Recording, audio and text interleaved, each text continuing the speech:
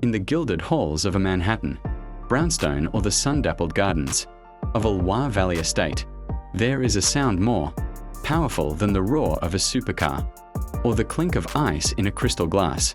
It is the sound of silence. While the world outside clamors for attention, decorating itself in logos and neon, the truly elite have mastered the art of being invisible. To the uninitiated, wealth is a performance, a loud and vibrant display of achievement meant to be seen and envied. But to those born into the lineage of the great houses, wealth is not a costume. It is an atmosphere. It is a quiet, steady pulse that doesn't need to shout to prove it exists. Today, we step behind the velvet curtain of the world's most private dynasties to answer a question that baffles the modern influencer. Why does old money hate showing its wealth? The answer lies not in modesty, but in a sophisticated code of power that views visibility as a vulnerability and loud luxury as a mark of the insecure. 1. The architecture of invisibility. To understand the disdain for display, one must first understand that for the old guard, money is the least interesting thing about them. It is the foundation of the house, not the paint on the walls. When you see a man in a weathered barber jacket walking through a rainy London street, or a woman in an unbranded cashmere sweater that has seen 20 winters, you are witnessing the architecture of invisibility. This isn't a lack of effort. It is a calculated choice. They move through the world in a way that allows them to observe without being observed. For the billionaire who inherited a name that has graced bank buildings for a century, the goal is to be recognized by the right people while remaining a total enigma to the masses. They find the flashiness of the nouveau riche to be a form of social desperation, a frantic signal to the world that they have finally arrived. To old money, if you have to prove you belong, you probably don't. 2. The curse of the gilded label. There is a specific kind of revulsion reserved for the logo. In the circles of the ultra-high net worth, a visible brand name is seen as a billboard, and the elite have no interest in being advertisement space for a fashion house. The true connoisseurs of luxury seek out the bespoke and the anonymous. They value the hand-stitched seam of a Savile Row suit that only a master tailor would recognize, or the weight of a watch that was commissioned by a grandfather and carries no brand on its face. They believe that true quality speaks in a whisper. When a person draped in logos enters a room, they are announcing their price tag. When a member of the old guard enters, they are announcing their presence. One is a transaction. The other is a legacy. The hatred of showing wealth stems from the belief that once you attach a price to your lifestyle, you have commodified your soul. By remaining unbranded, they remain priceless, untouchable by the fluctuating trends of the common market. 3. The strategic power of the quiet life. Beyond the aesthetics lies a much more pragmatic reason for the silence: security. In an era where every movement can be tracked and every asset can be scrutinized, the truly wealthy have realized that privacy is the ultimate luxury. Showing off wealth is seen as an invitation to chaos. It invites the taxman, the grifter, the kidnapper, and the envious. By living a life that appears modest, or at least unremarkable, to the public eye, they preserve their freedom. They prefer the safety of the private jet terminal over the spectacle of the first-class lounge. They choose the crumbling stone villa, hidden by ancient oaks over the glass and steel mansion on the hill. This strategic retreat from the public eye is a defensive maneuver. They understand that fame is a tax on your life, and they are the masters of tax avoidance.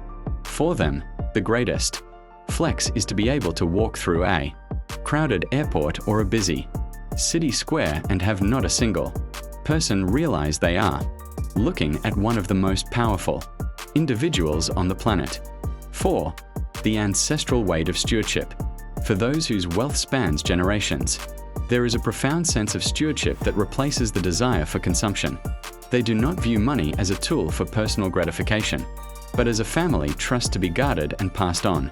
To spend ostentatiously is seen as a betrayal of the ancestors who built the fortune. It is considered new and crass to treat a multi-generational legacy like a lottery win. They find joy in the permanence of things, the library that has been curated for 200 years, the silver that is polished by the same family that polished it in the Victorian era. These items are not wealth in the sense of currency. They are history. When you live in a world defined by permanence, the fleeting thrill of a new luxury car or a diamond-encrusted phone seems utterly hollow. They hate showing wealth because showing it implies it is something that can be spent, whereas they believe it is something that must be preserved. 5. The subtle language of the inner circle. The elite communicate through a series of shibboleths, minor details that signal status to those who know, but mean nothing to those who don't. It is the specific way a collar is turned, the choice of a particular vintage of wine that isn't found on a public menu, or the mention of a summer camp that only the children of 3 specific families attend. This is the true currency of old money, belonging to a tribe that requires no membership card. Showing wealth through flashy cars and jewelry is a signal sent to the outgroup. Old money has no interest in communicating with the outgroup. Their entire social structure is designed to filter out the noise of the world. By keeping their wealth hidden, they ensure that their circle remains pure, populated only by those who can read the silent language of the upper crust. It is a world of nods, glances, and shared histories, where a person's worth is measured by their grandmother's maiden name, rather than their current bank balance. 6. The fear of the nouveau riche mirror. Perhaps the most visceral reason old money hides its light is the fear of being mistaken for the newly arrived. There is a deep-seated cultural friction between those who have always had money and those who have just acquired it. To the old guard, the nouveau riche represent the chaos of the modern world, loud, fast, and obsessed with the present moment. By adopting a minimalist, understated lifestyle, the old money dynasties create a clear psychological distance between themselves and they, tech bros or the influencer elite. They see the flashing of wealth as a symptom of a lack of culture. They believe that wealth should be like the air, essential, everywhere, but invisible. To draw attention to it is to admit that you are still surprised by your own success. By staying quiet, they maintain their dignity, standing like ancient oaks in a forest of saplings that are growing too fast and shouting too loud. The world may continue to chase the shimmer of the new and the roar of the loud, but the true masters of the game understand that silence is the ultimate expression of power.